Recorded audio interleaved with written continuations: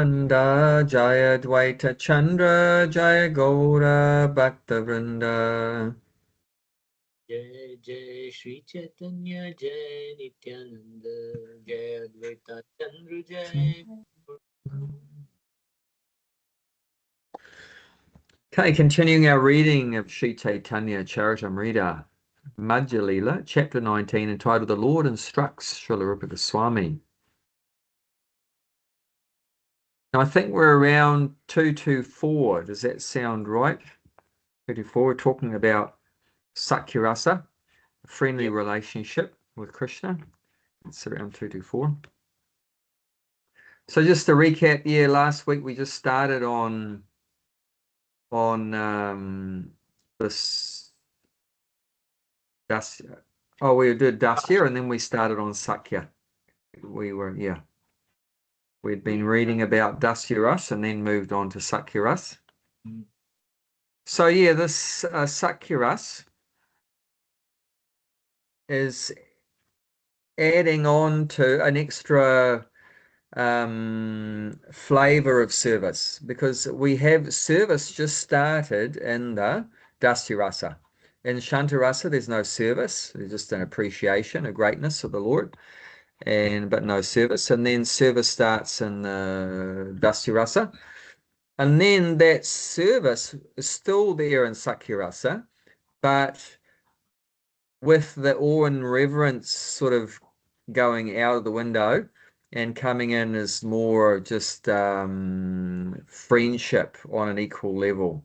So without that awe and reverence, and like it's mentioned the word confidence. So there's a relationship of confidence in Krishna's friendship. Does anyone want to say anything about that? All good? Okay. Let's read this 2-4. Vishramba Pradhana Sakya Gaurava Sabramahina Ateva Sakya Rasira Tina Guna Chena. Vishrambha Pradhana Sakya Gaurava Sambramahina Ateva Sakya Raseratina Gunatihana. Awe and veneration are absent on the platform of fraternity. Since this rasa is predominated by confidential service, therefore Sakyaras is characterized by the qualities of three rasas. So the evidence of that the awe and reverence has gone out the window a bit is the previous verse. It gives a example that sometimes they do like mock fighting. And definitely you're not going to be fighting with Krishna if you're realizing he's God. You're not going to go and punch God in the face, are you? That would definitely not be the right thing to do. So they're just seeing him as a friend. And also if the party loses, they'll have different groups.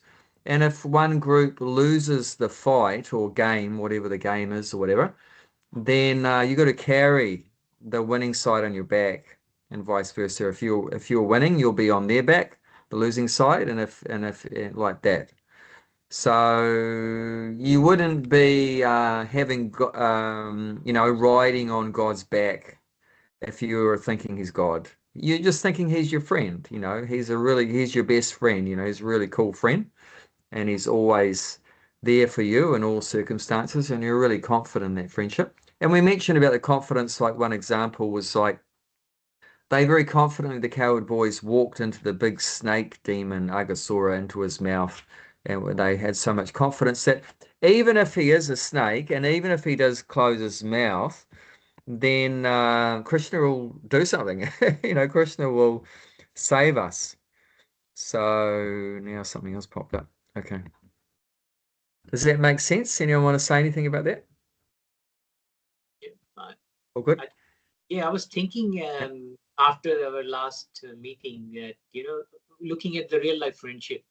So you might fight with your friends sometime, right? Sometimes you get angry with them. Sometimes if they are in trouble, you go and provide service. If they are say sick or something, they need help, you're providing. And same goes with the other, right? If you're sick, but you also fight as well. I mean, you sometimes get angry with your friend, but you go back. Yeah. It's Yeah. yeah, that reflected on me that it's like, Yeah. yeah, it's more like what we experience in real world. So it's similar. Yeah. They're not worried about he's Krishna, or he just Yeah, like that's right. Oh, they're not thinking, oh, if yeah, I ride on Krishna's back, it's going to be sinful, it's going to be offensive, I'm yeah, making offenses if I ride on his back. They're not going to think like that, But of course, it's mentioned mock fighting, so not like angry fighting. They're not doing like that. Friends don't have that kind of, relationship. They're just mock fighting because they're boys. Remember, they're playing the role. Krishna's playing the role of a young boy. And what do young boys do? They have mock fighting with other young boys. So they just play around. They do wrestling and that. Like they'll be doing wrestling is actually like a Vedic sport. There was no sort of rugby and soccer and all that kind of stuff so much, but there was definitely wrestling was there. And do you know what's good about wrestling?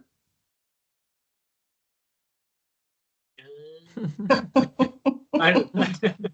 Oh, well, you prepare. Why is wrestling bona fide and regarded as something beneficial there in wrestling? When you're wrestling, you're constantly brought in contact with what? As well. Eh? I didn't hear. Sorry, you got cut off. Say again. It seems like it's freezing a little bit. Can you still hear? Yeah. Hi, Krishna. You there? Narendra, I can't hear you. I c- I can see you at Paper Boo. Can you see me still? Narendra, did you say something? I couldn't hear you. Can you hear me? I don't know what's Hare happened to Krishna? Narendra. Oh yeah, that's unusual. He's not frozen though. Hare Krishna. Narendra, I can't hear you. Looks like he's Hare not Krishna. on. It looks like he's not on the chat or something. Oh.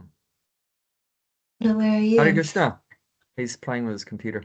Yeah, Yeah, he's gone. Yeah. he must be trying to Hey, I get like back. your glasses. You're looking Ah, nice with your glasses. oh, I don't need them all the time. It's just when I'm really tired too, I can't see properly. Oh, yeah. I'm getting old. Yeah. Join the club. Yeah. Oh, there he is. Here he is, man. There was Hare some Krishna. Hare Krishna. I don't know what happened. Okay, that's all right. Yeah, just, said network connection or something dropped. Okay. Anyway, Mm. yeah. Now Maya is attacking you. It attacked me in the beginning. Let's go and come in the computer. Next is Bhakti Mala. Okay. Right. So you were talking about wrestling. Yeah. So what's the benefit of wrestling? You're in contact with Mother Earth. Yeah, Jayanti said you're in contact with Mother Earth, so that's why it's regarded as a good sport. Because constantly you're pushed down on the ground. Actually, having that contact with your bare skin on the earth is very good for our physical and mental well-being. It takes Mother Earth, she's a mother. There's 7 mothers in Vedic culture, not just one. So Earth is one of the mothers. And as you know, when you're with your mother, it takes away all your anxiety and negative energy and so many things like that. And there's many organizations that are starting to appreciate that now and are recommending the people they have some problems to do gardening and walk around with bare feet on the soil. The problem is we wear our rubber boots and our rubber shoes and plastic and on our feet and everything, and you wear gloves on your hand, so you don't get your hands dirty or whatever. But it's actually very good for our health to have your bare hands and your bare feet in touch with the earth, or just lie down under a tree on the grass or something with nice weather, something like that. Just the natural sunshine and being on the earth and everything. This is so good for your health. No wonder why, as a society, we're so sick. Because people don't go out in the sunshine, they're all under the fluorescent light and the LED lights and everything, and then don't touch the earth and everything. Got concrete under your feet and everything like that. And you know, your shoes on and You everything. told me, no, to show my bum in the sun. Yeah, One for health lady told Gianty to for vitamin D. stick her bum in the sun, bare bum in the sun, obviously in a private place. Just to get vitamin D. Saying that was a good way to get vitamin D into the She body. said that's the only way. It's very fast. Very fast way to get vitamin D is by on your bum. Of course, you have to say sorry to Surya Dev. No, it's okay. But yeah, just the contact with Mother Earth is so good for us. So yeah, wrestling was one way of doing that, constantly in touch with the earth. Even now, you can buy these called grounding sheets, and you can stick them under your bed sheet, under your pillow, and that it's got full of wires. The sheets are full of wires, and you plug it into the wall, and that's all your wall sockets have one earth piece, one earth that connects with the earth. It's a wire that goes into and there'll be a metal copper rod, you know, bashed into the ground. So every house has that. In case there's an electrical fault, it has to be properly earthed, so the electricity will go there. But you can use that same thing to help you get grounded, like when you're sleeping. So the whole time you're sleeping, you're actually in touch with the earth, which is many people are getting benefits of reducing heart attacks and getting a better sleep and less aches and pains and stuff. We have that on our bed also. So it's definitely good to take advantage of that. And Mother Earth is giving us those benefits for free. You know, so it's a free help. Why not take it? It's not no charge or anything. All we have to do is know these ways of taking advantage of the earth. So yeah, in mock fighting, sometimes they do things like that, you know, but not that they were like, you know, hate Krishna and bash him up or something, not that kind of fighting, but just like playing as boys, you know, slap each other around a little bit and have a lot of fun. Mm. In the Little Krishna movies, they had you know those Little Krishna animation movies. Yep. Krishna used to play games with the cowherd, like the little gopi girls, and pretend he was there to collect the taxes, and he used to take the sweets from them and things like that. Yeah. So he'd play games with them, different sorts of games, but Oh yeah. and he'd dress up and stuff like that. Yeah. Yeah. That was fun. Nice. They're funny, no? They're funny Yeah. pastimes. Yeah, very funny They are pastimes. funny. So like that, it's so important that we hear about these pastimes, and slowly we develop an attraction to go back home to the spiritual world where we belong, like that. This is how we develop our attraction, by hearing about these wonderful pastimes and these different rasas.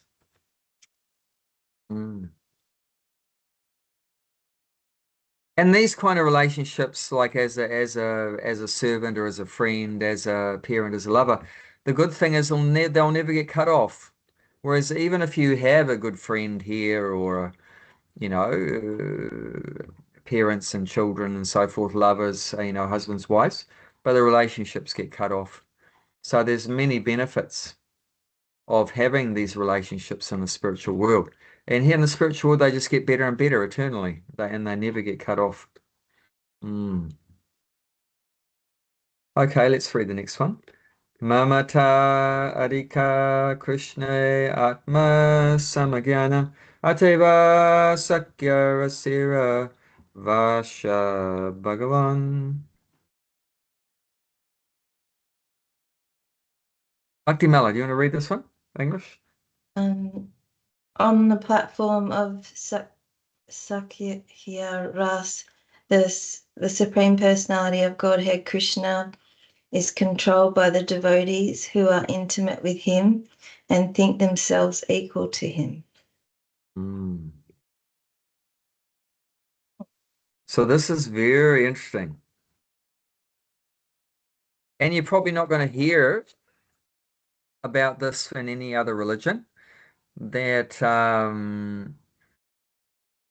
that if you have love for God, then God becomes controlled by that love. He gets controlled by that love. Every religion is teaching that God is the supreme controller.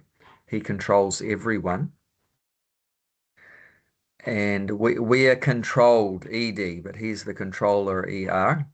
So, but here we're finding out that actually God becomes controlled and the devotee becomes the controller. The devotee controls the Lord, and he voluntarily, and not that he becomes controlled by force. No one can control him by force. It's not possible. Kamsa tried to control him by force and failed. He was dead. And Ravana tried to control him by force. Hiranyakashipu tried to control him by force. So it's not possible to control by force, but he's controlled by love. He's controlled by love, and that's natural. We also like that. Like I mentioned, that big politician in England, he was controlled by the love of his grandkid, and the grandkid said, "Oh, you become my horse." And she was, the little girl is riding on his back, he's like controlling the country, and he's got this little grandkid, riding on the back. So it means it's come under control, but completely voluntarily and out of love, and so happy to be controlled. So happy to be controlled. Mostly in the material, we don't like being controlled, because people try to forcibly control us. The government tries to control us, or, different, and business and workplace, people try to control us. And we don't like that kind of control. And that's why we get averse to hearing about, the God's controlling and all this kind of stuff. But this is a different kind of control. This is out of love. We surrender.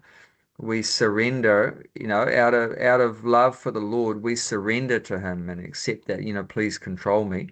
And also, he also, in one sense, surrenders to the devotee and just becomes like a plaything in the hands of the devotee. The devotee can do whatever he wants. It's like, even in the beginning of the Bhagavad Gita, Arjuna tells Krishna to drive my chariot in the middle of the battlefield. So who's ordering who? It's not Krishna ordering Arjuna. It's Arjuna ordering Krishna. And who's got the superior position? The charioteer is the superior person, not the driver. The driver is inferior position. So Krishna, voluntarily accepts that position as Arjuna's chariot driver because there's a loving relationship there. So you can't do that. You can't control God if there's no love, no loving relationship. But when the loving relationship is there, then he becomes controlled by that love. And It is said one of the ways the chariot will tell the chariot driver which sides to go, because once the battle started and all, it's very noisy, right? Even if he shouts, they may not hear. So they actually used to kick.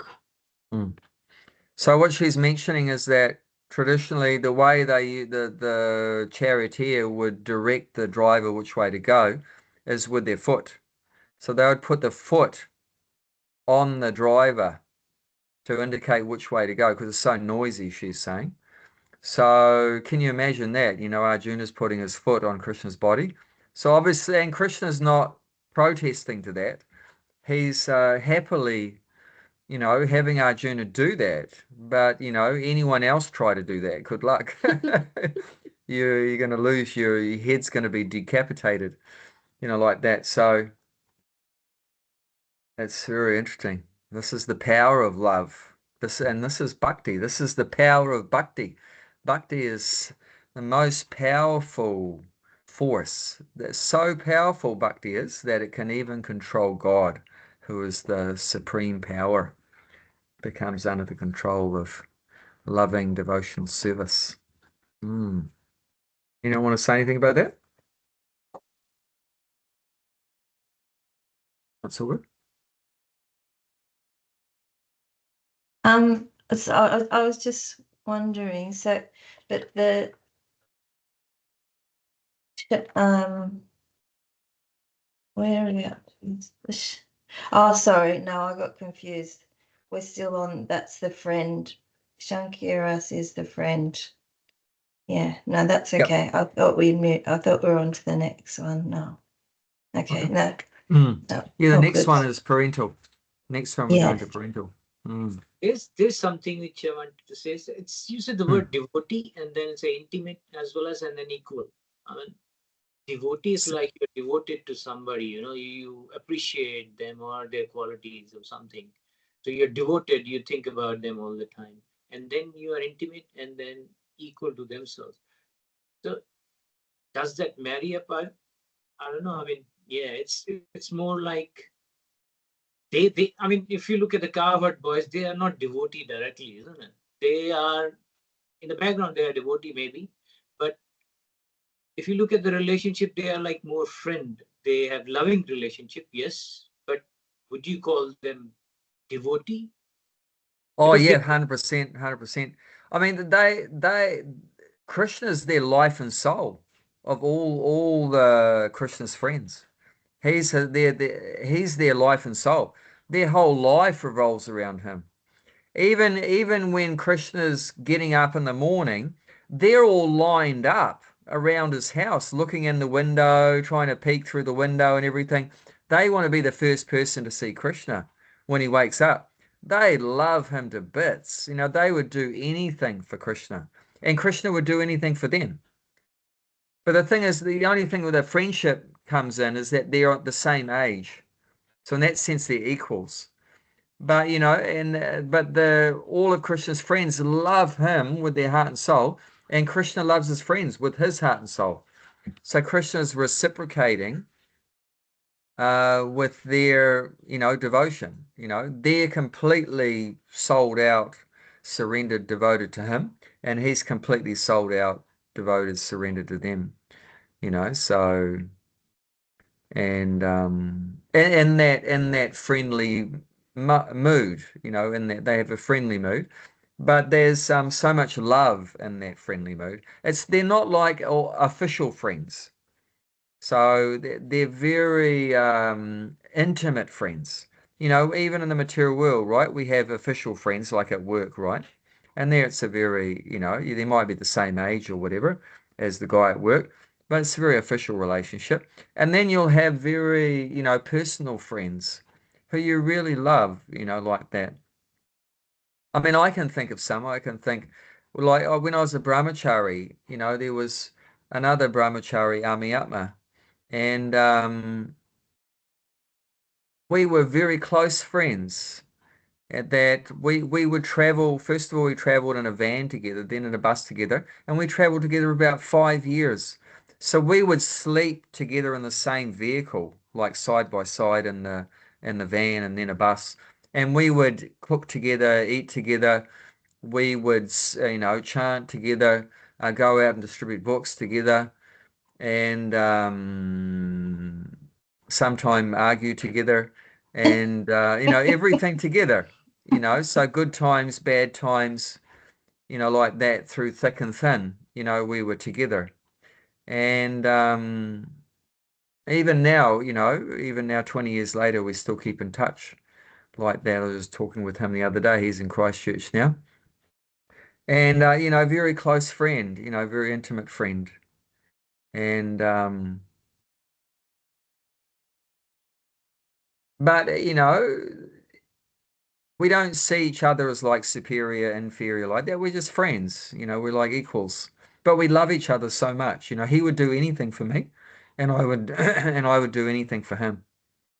When he was not well and he had some operation in Auckland or something. He'd been living in Australia at that time, but he had to come over here for some operation. And after the operation, he stayed with us for about a month here. And it was just so awesome, friends, spending that time together. So we can all think of that, some very close friends like that. And there's definitely love there. It's not just official friendship, same age, but a lot of love there. Does that make sense? yeah, Yeah. Unfortunately, in modern society, many of us may not even really experience what real friendship is because modern society is so terrible at creating, very dysfunctional relationships.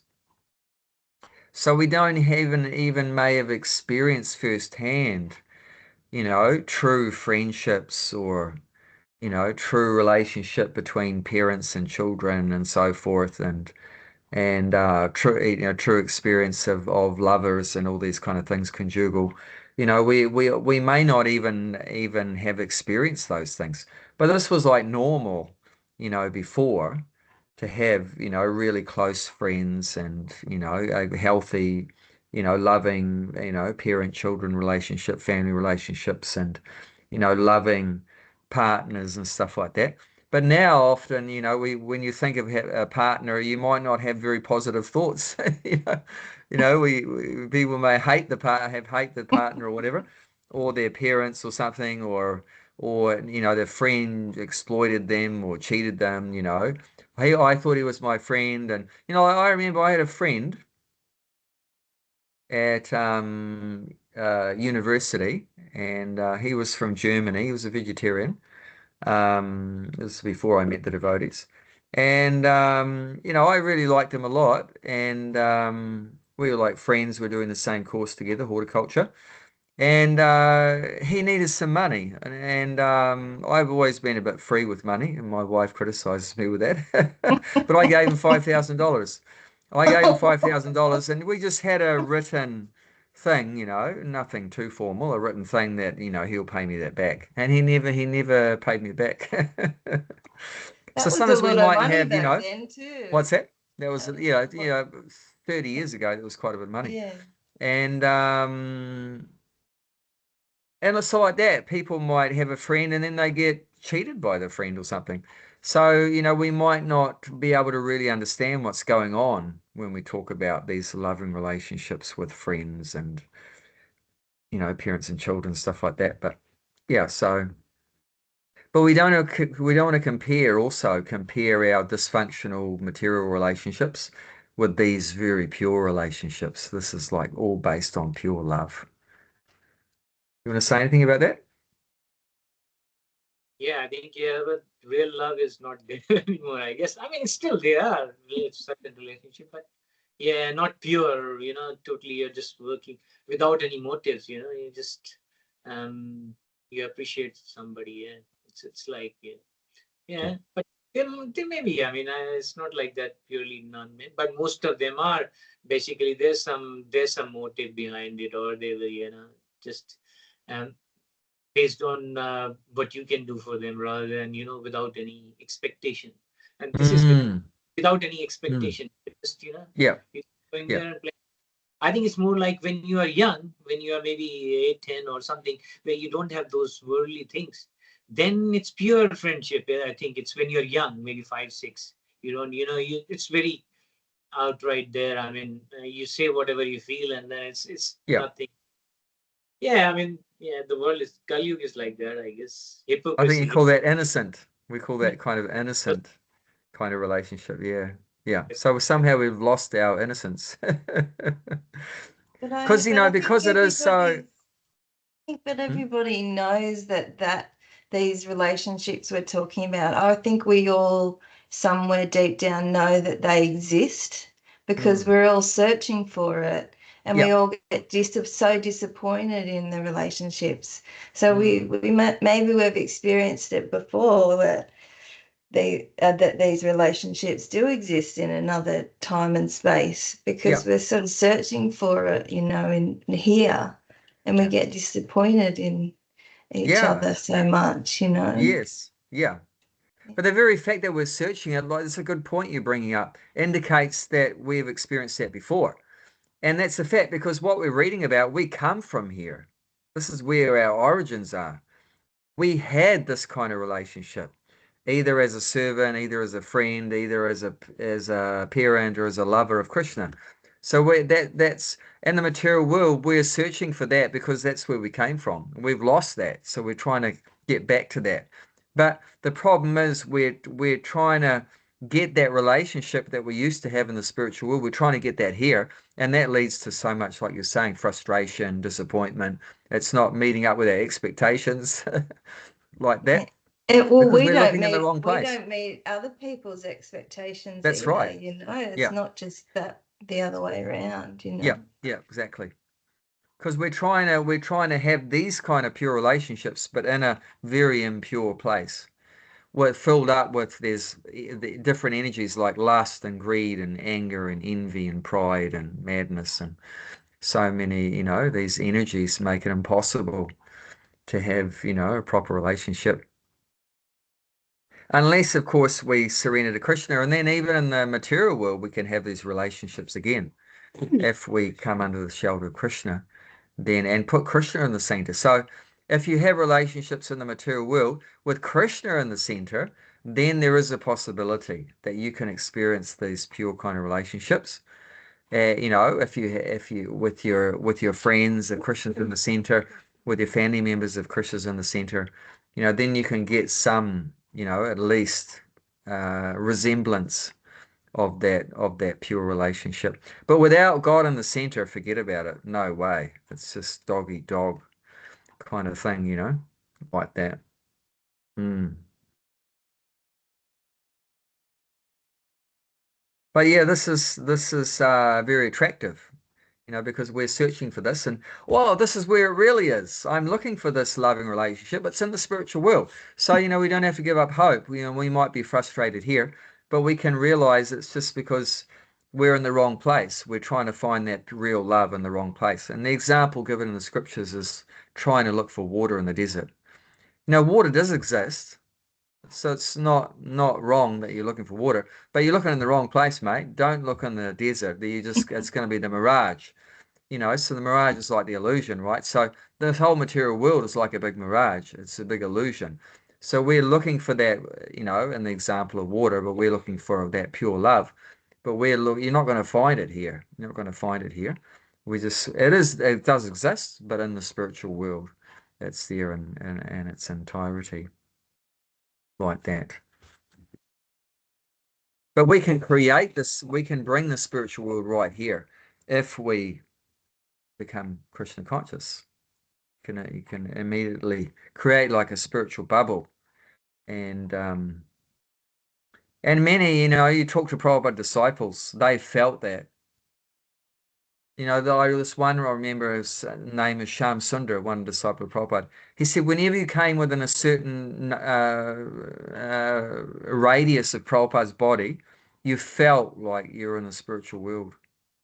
He just said all the anxieties and fears and disturbance and everything, it just disappeared. It just evaporated when you came within a certain radius of Prabhupada. You just felt bliss. And all the madness and craziness in our heads or whatever, it just disappeared. And you just felt ecstatic, just felt so blissful. And you went away from Prabhupada and all came back in again. So that's the thing, but you can create that spiritual bubble through, you know, this, like mentioned here, this pure devotion to Krishna, like that. Wonderful, wonderful. We want more of that. More bliss, less anxiety. Everyone is That's Vaikuntha. Vaikuntha means without anxiety, and the opposite is Kuntha, means with anxiety. So we want to go from the Kuntha to Vaikuntha. And then don't come back to the Kuntha. Vatsalye Shantira Guna Dashira Sevana Sevanira Ihan Nama Palana. on the platform of parental love. Qualities of Shankaras, Dakhiras are transformed into a form of service called maintenance. Palana. Palana means maintenance, yeah. So remember, each consecutive rasa going forwards or upwards, whichever way you want to look at it, is adding on more qualities. So we had the initial two qualities in Shantaras of detachment from sense gratification and attachment to God. And then we added to that, for the Dasyaras added service. And then adding to that in the Sakyaras is adding the flavor of service with confidence and equality and confidence. And so like it's mentioned here, it's a good word, transformation. So it transformed that service with awe and reverence. That got transformed to confidence, confidence in that friendship and feeling equality. And now that equality feeling has got transformed into maintenance. So it's all service, but different flavors of service. So serving with awe and reverence, serving with a feeling of equality and confidence, and then serving with a feeling of that I'm maintaining Krishna. So that's the devotee in that rasa relationship of parent feels that they're responsible for maintaining Krishna. That I need to feed Krishna and give him a bath and clothe him and protect him from dangers. Like I said, that pastime with Kalia serpent, that when he was in the coils of the serpent, then Nanda Maharaj tried to jump in the Yamuna, thinking, I have to protect him. I'm his dad. I have to protect him. He wasn't thinking, oh, Krishna's God. He can look after himself. He's thinking, I'm his dad. He's my helpless son. I have to, look after him like that. So, and they're always worried that, Krishna's going to go out in the forest and his feet are going to get hurt on the stones and that his feet are so soft and they're going to get pricked by the sticks and the stones and or some demon might attack him and everything like that. So they're like what they would do sometimes, they would get a cow, bring in a cow and walk the cow around Krishna because they had in Hindu culture, they have this idea how auspicious the cows are. You get so much blessings from the cows, which is true. That they would do things like walk the cows around Krishna, and they would get the dust from the cow's footprints and sprinkle the dust of the cow all over Krishna's body to protect him. And then they would, and even the cow urine, they would chuck some cow urine on Krishna to protect him. And then they would chant mantras. They would chant these mantras in regards to Lord Narayan and Vishnu and that may Lord Narayan protect Krishna's left shoulder. May Lord Narayan protect his right shoulder. May Lord Narayan protect us from behind. May Lord Narayan protect Krishna from the front. May Lord Narayan protect, Krishna from the top. May Lord Narayan, but they use different names. So like Vamana protect him from the left side, Matsya protect him from the right side, and like that. So it's fascinating. And that's that mood. They're not thinking that Krishna's protecting everyone, which is a fact that he is protecting everyone. They're thinking that they're responsible to protect Krishna. Krishna's, helpless, and he's just, can get hurt and in danger, and we're as parents, we're responsible to protect him. So it's really cool. And anyone that likes that parental kind of mood would be very attracted to hear about these kind of pastimes. And Prabhupada actually mentions in the pastime of Mother Yashoda tying Krishna up with ropes. There's a particular part of the pastime where she's trying to tie him up and it's not working out. It's always too short. It's always like 2 inches too short. And she's like struggling. And it's mentioned in the description that the flowers fall out of her hair and all of her ornaments and jewelry becomes loose and her clothes become loose because she's straining too hard. The clothes are getting loose. I experience that when I'm out gardening sometimes. I'm like struggling so much, then my pants get loose and my shirt gets loose and things start to fall off my body and everything. And when I'm just struggling so much, so I can really relate to that pastime. She must have been really struggling because all the clothes get loose and the ornaments go here and there and everything.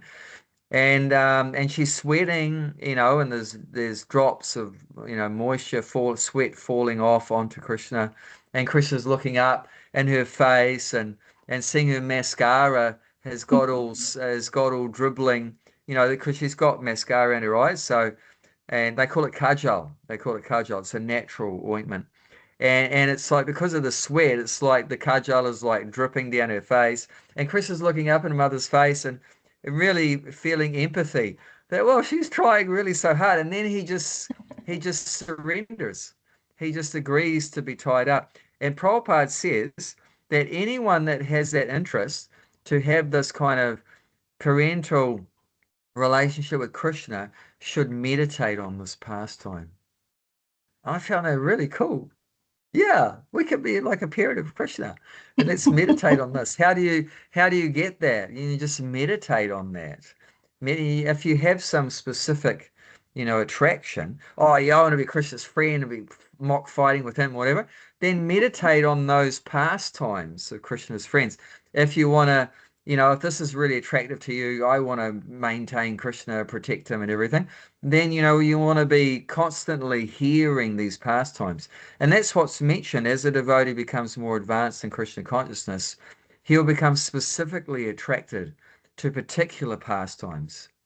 And he'll just home in on those pastimes more, home in on those, Adasi Rasa pastimes, or home in on the Sakya Rasa, home in on Vatsalya, home in on, Madhurya Rasa. Just a natural attraction awakens that, wow, I really can relate to that. I really like that. And Krishna's happy to reciprocate with that. So according to the way that the devotee wants to serve the Lord, then the Lord will reciprocate with that. If you want to be his friend, then he'll deal with you as a friend. If you want to deal with him as a parent, he'll deal with you as a child. He'll become your child. If you want to deal with him as a lover, then he'll be your lover. So, the Lord reciprocates with the devotee just according to their particular mood of how they want to serve him. It's a fascinating subject. It's really amazing. Krishna is so personal. He'll deal with you exactly in the way that turns you on. It's really amazing. It's really cool. There's a real example of that. The ladies taking Laddu Gopal with them every time, and they will feed them, have a shower, and all, do all the things. So, I mean, similar. What is that? Basically, you're thinking about God all the time from this Yeah. perspective. Yeah. So that's another way of what you just said, that, you want to be in that kind of relationship, you think about that pastime. They are actually living it, basically. They are waking him up, they are doing all the things. So it's a way of actually doing that dhyana. It's like you are practically you are actually doing it. So, yeah, I mean, that's a practical example of it, basically.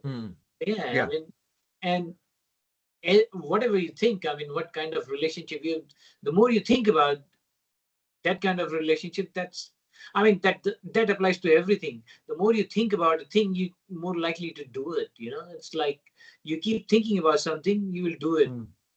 Yeah. And as the Bible says, a man is as he thinketh. The way you think, the more you think about something, you will become.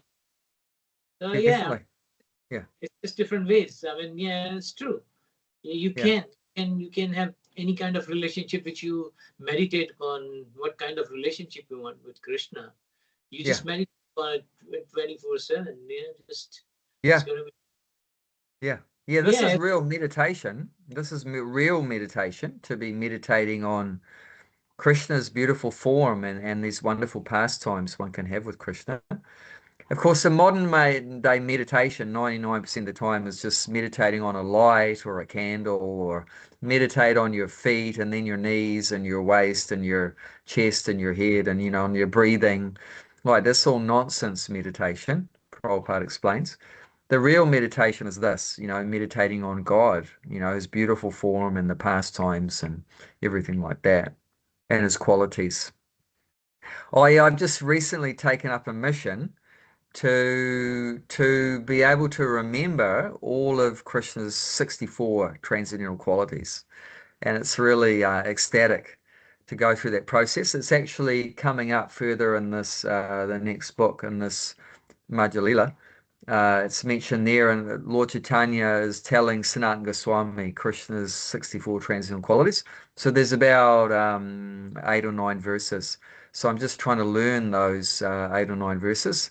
I think I've partially learned 4, the first 4, and it's really ecstatic, just meditating on those qualities of Krishna. Like the first one mentioned is neta. Neta means, oh, Bhakti Mala's disappeared. Is she? Oh no, she's still there. Okay, I thought your picture disappeared for a second. And I had to come back. that's right. Neta means supreme hero. So he's Neta. Neta means the supreme hero. Krishna's the ultimate hero. We're all looking for a hero, aren't we? But the ultimate hero, supreme hero, is Krishna. Unfortunately, in India, the politicians are called netas. Oh, okay. The term for politician is neta. That's the opposite. Yeah. Well, in a Yeah. way, they are trying to make people follow them, but I mean, not all are Krishna, and they are not popular. I mean, it's basically, I mean, anybody who is people trying to follow them, they are the guide. Especially people who are in good position. That's why they are under pressure to be right, doing right thing and all those. If they are in this society at a higher level, they are expected to follow right things, so that the other people who are following them should be following correctly. But that's that's just the idea basically behind it. Yeah. That reminds me of a verse on Bhagavad Gita where it says Yatha Raja Tatha Praja, or something like that. However the leaders do, whatever the leader do, Yeah, that's 3rd chapter, text 21. Yeah. Whatever the great person does, the common people follow that. Whatever standards is set by their exemplary acts, all the world pursues. Yeah, very important verse, important principle. The second quality of Krishna mentioned is Suramyanga. Suramyanga means he is a very beautiful form. Very beautiful form. Ramyanga. Anga means form, and Ram means beautiful. And Su means very. Anything with Su in front of it means, increases even more. Suramyanga. And the third one is Suramyanga. Anga. Ramya is beautiful. Ramya Anga. Yeah, no, this is Suramyanga. Yeah, the way you put together. Yeah, Anga's body. Yeah. And the third one is Ruchiras. Ruchiras means the radiance coming from Krishna's body is very attractive for our eyes to look at. Very attractive to our eyes, seeing his radiance. So it's beautiful. And Tejasa means very powerful, full of power, like that. So like that, I'm learning these different qualities, and it's just amazing, just meditating on these qualities of Krishna. It's so nice. So you can meditate on Krishna's form, meditate on his qualities, meditate on his pastimes, like Mother Yashoda tying Krishna and so forth, dancing with the gopis or whatever. So, and this is real meditation. And that transports us immediately from the material world to the spiritual world. And when you become completely absorbed in this meditation on Krishna's name, qualities, form, and pastimes, that's called samadhi. Samadhi is a trance-like state. So your body can be there, and wherever it is in the world, but your soul's not there. You've entered into all these pastimes and remembrance of Krishna and everything. So that in that state you're free. You're completely free. You're not suffering anymore at that point. Your body might be there, but your soul is just absorbed in hearing and chanting, remembering Krishna. And that's real freedom from material contact. There's a beautiful string of verses. You can check it out sometime in the 6th chapter of Bhagavad Gita, text 20 to 23. It's a string of 3 verses, beautiful, and it ends and it's talking about how the process of achieving that state of samadhi, complete trance, and that's the ultimate perfection of yoga. Because there's a process of yoga called Astanga yoga. Astanga means Asta means 8, Anga means parts. So there's eight fold process of yoga, and the final part is a samadhi. That's the perfection of yoga, is samadhi. And in Krishna consciousness, we can achieve that samadhi state through this way. In the Astanga yoga system, they try to achieve samadhi through a mechanical process, starting with yama, niyama, asana, pranayama, like that. So in a mechanical way, they try to come to that. But through this process of hearing and chanting, remember, we can also come, to this samadhi state very, very definitely, without a doubt, without a doubt. You know what I'm Sounds saying? good. Yeah, check out that six chapter text 20 to 23. It's amazing. I just love that verse. It's incredible.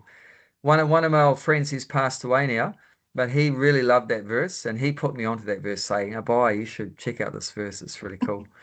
And yeah, it's really encouraging. Okay, we've got time to read a little bit more.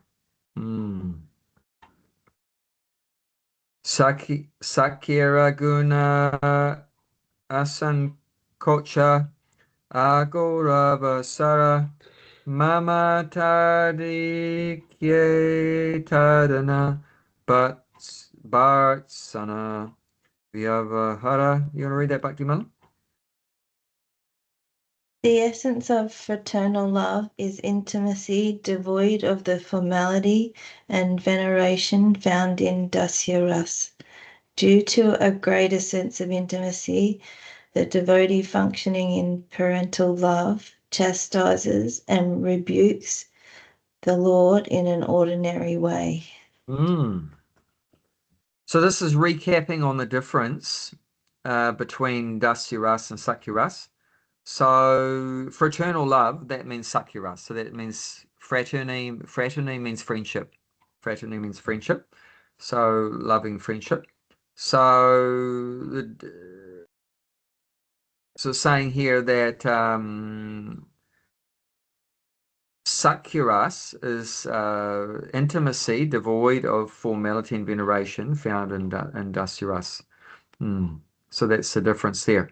So Sakya Ras is more intimate relationship without that formality and veneration. And now what's the difference then between Sakya Ras and Vatsalya Ras, which is parental, is that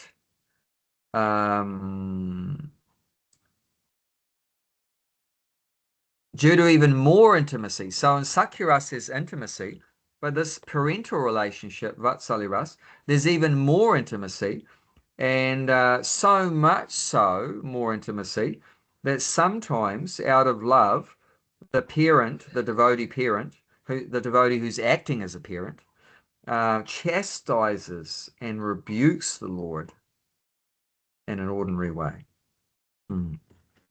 So obviously you're not thinking that he's God, otherwise you're not going to chastise him. You're not going to chastise, get upset with Krishna if you were thinking he's God. You just think he's your son, and he's been naughty. He's been very naughty. So just like Mother Yashoda chastised him by tying him to the wooden grinding mortar. You naughty boy, I've had enough of you breaking these yogurt pots, and feeding it to the monkeys. We're going to restrain you and, tie you up for some time like that. So she's very intimate, very intimate relationship that she can even, like I mentioned, even control Krishna. She's so intimate relationship that she can even control Krishna and thinks that, Krishna's just there being naughty and he needs some punishment. And of course, it's done out of love. It's done out of love. Why would the devotee chastise Krishna? Because out of love, they're thinking, he's done some naughty mischief, misbehavior, and now he needs to be punished. Otherwise, he's going to turn out to be, a criminal or something. Or the parents always careful to train the kids properly, so they don't later on in life develop bad behavior. Isn't it, Narendra? You don't Yes, want the children to grow up, with bad, behavior, bad qualities, Attitude. bad attitude. There's this one story Prabhupada tells how this child was misbehaving, and the mother never corrected the child. Just let him do whatever he wanted.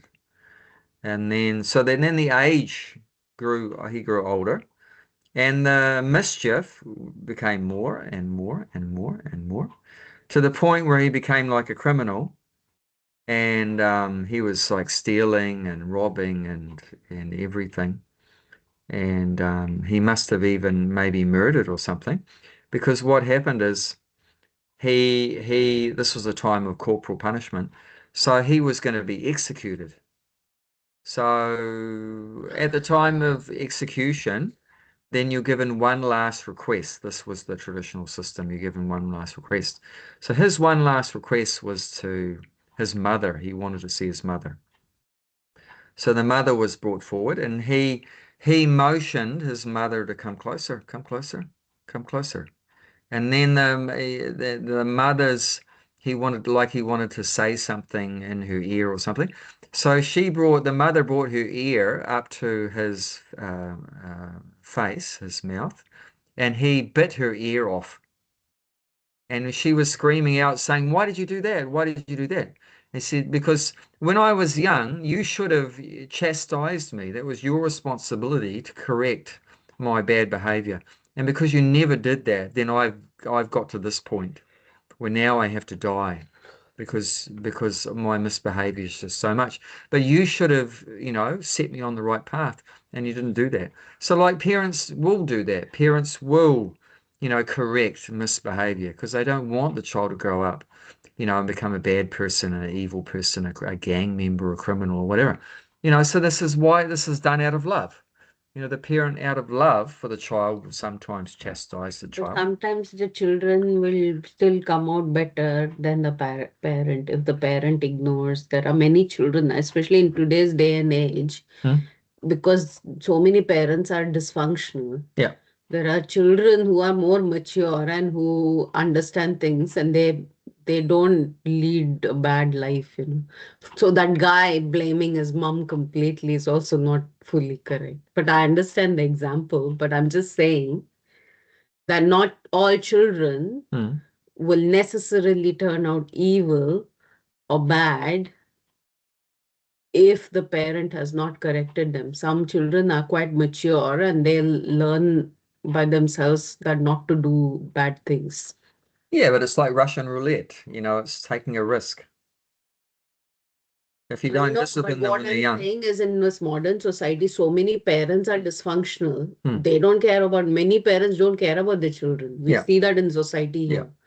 here. Hmm. But some of the children, they still turn out very good because despite what the parents are like, Hmm. they are not doing bad things and Hmm. they know what is good, what is right from wrong, is what I'm saying. I would say that's more rare, though. I would say that's not so It's not very common. common. Not so common. More common is if you don't give the children the proper, teachings and lessons, and that when they're young, then they have difficulties later, you know. And so it's very important. So, this is just proper culture, to sometime discipline the children if they're naughty. And of course, in modern day society, that's pretty much banned. Yeah. Pretty much banned because Yeah, we have dysfunctional parents, like what Johnny's mentioned, that might beat up the kids when they come home drunk.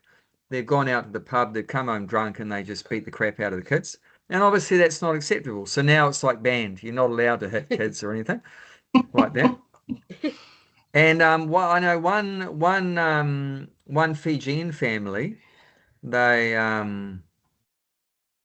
had gone to Australia or something, and the kid he'd grown up to like a teenager or whatever. He really misbehaved, and then the dad was going to, because in Fiji they would beat the crap out of the kid, no problem, as part of the culture. So I mean, if they misbehaved, not because he's drunk. The kid told the dad that, you can't hit me here in Australia, it's against the law, like that. So that in due course, they went back to Fiji. And as soon as they landed in Fiji, what did he do? He beat the crap out of his son. So now we're in Fiji. Now I can do that to you. So don't get smart, sort of thing. So, different cultures here.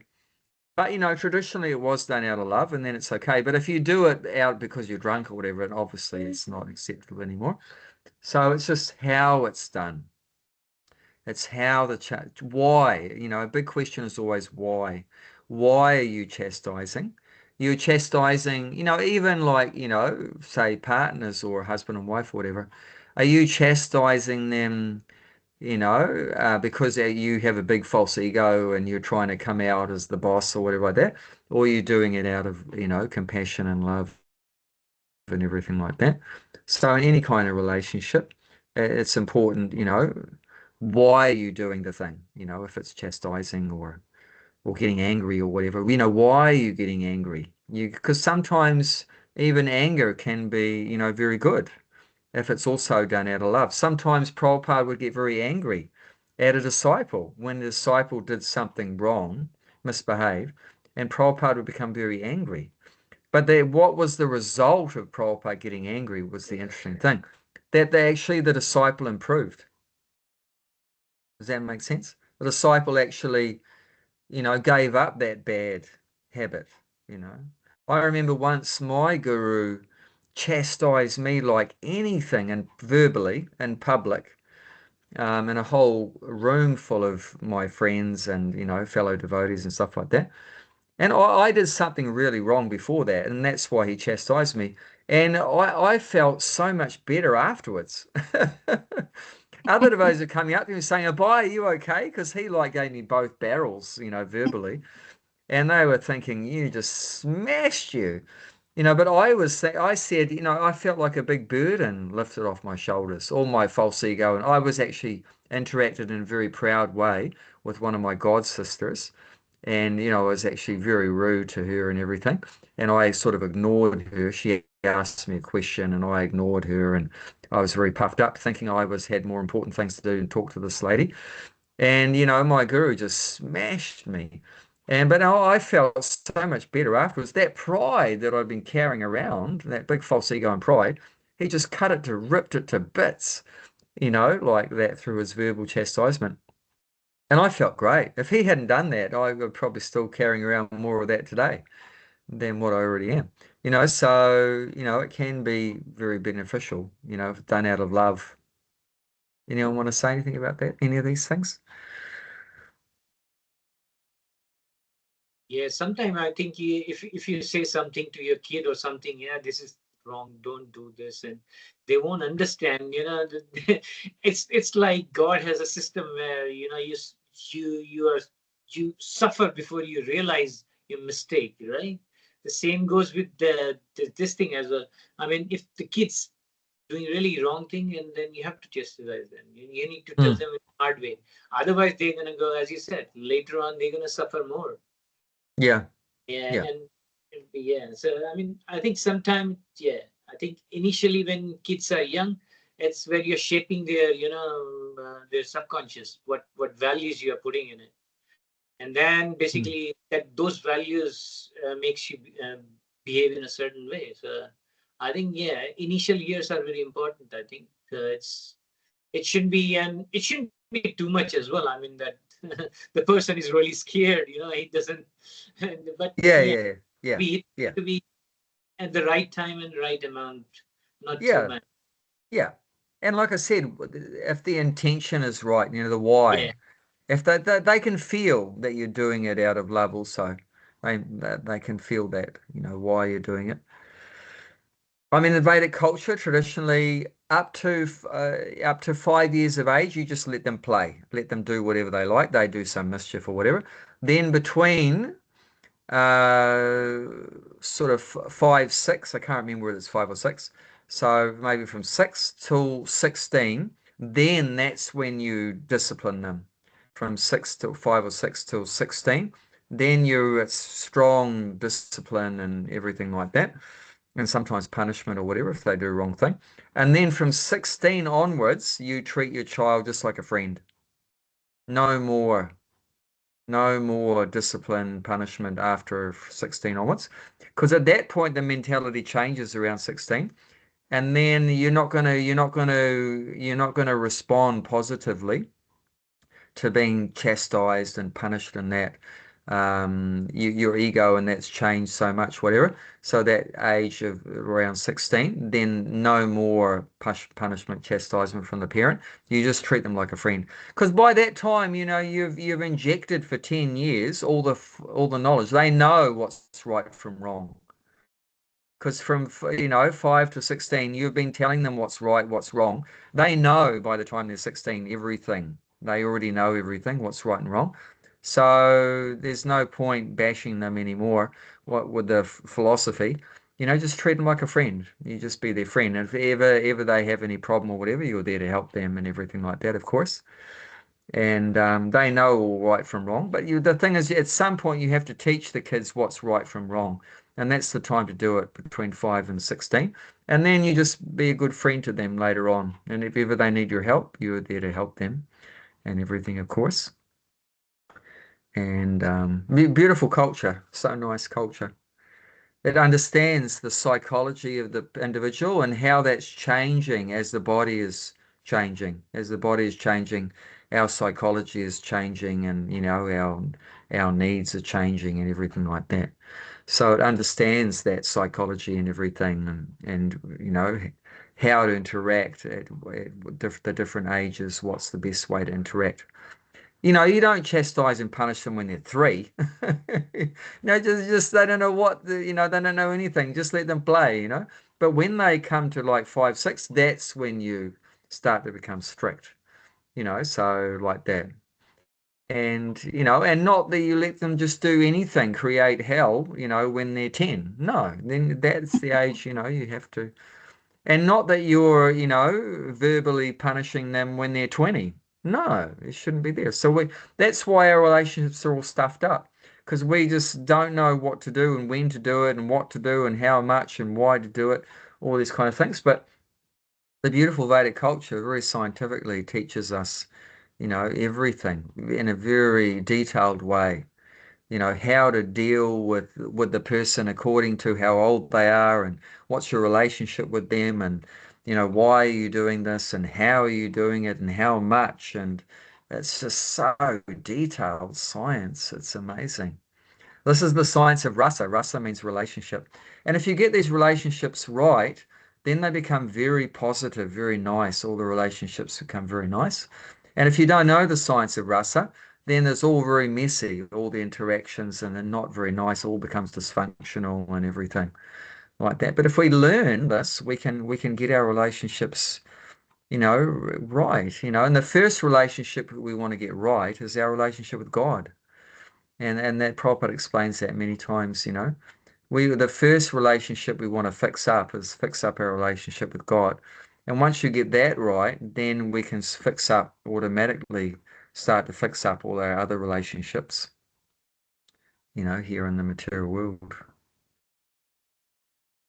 So yeah, this is really important actually, all this information, getting our relationship with God right, and then we can get it all right in all our other ones. Giant and I have survived together for 10 or so years. And believe me, we're not completely compatible. If it wasn't for Krishna consciousness, we probably wouldn't have got together. And then apart from not getting together, we wouldn't have been able to stay together. But but because of all this knowledge has helped us in our relationship like that. I don't think there is 100% compatibility with anybody. I mean, in this world, I don't. I know, I know, I know. No. That's right. That, that's an ideal world. That's not real world. So it's Yeah, like, yeah. and differences teach you. I mean, that's where Mm. I learned so much from my wife, or I mean anybody. Something she's got. I don't, somebody said very wisely. He said, "We are on a parallel journey. We are not. We are not. You don't compare yourself. You know, Mm. you are Abhay Prabhu. I am Naren, and Bhaktimala is there. Jayanti Mata is there.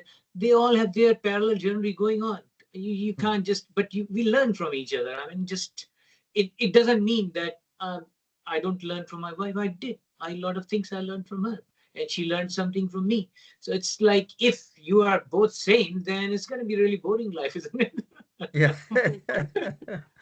So, I mean, that's Yeah, natural. Differences yeah, are there to learn, I guess. yeah. It's yeah, that's true. I mean, you don't expect that you have to be 100% compatible. No, I don't think. No, but it takes the maturity to take all those differences in the right way, in the positive way. And that maturity is in, God consciousness, Krishna consciousness, like that will help that. Mm. But I even like I mean, my relationships parents, with, my parents don't have any God consciousness, but materially they're very compatible. Materially, they're both asuras, both demons. So materially, they're very compatible. I've never ever heard my mum and dad fight while I was living with them. Never ever heard them argue. So they're very compatible, but like that, but no God consciousness. But they've been able to continue a nice relationship because they're very compatible. But even like say like we might not be very compatible, but because of God consciousness we can adjust. We can adjust those things and understand, like Narendra was saying, that I'm learning things from my wife, and she's because that's humility.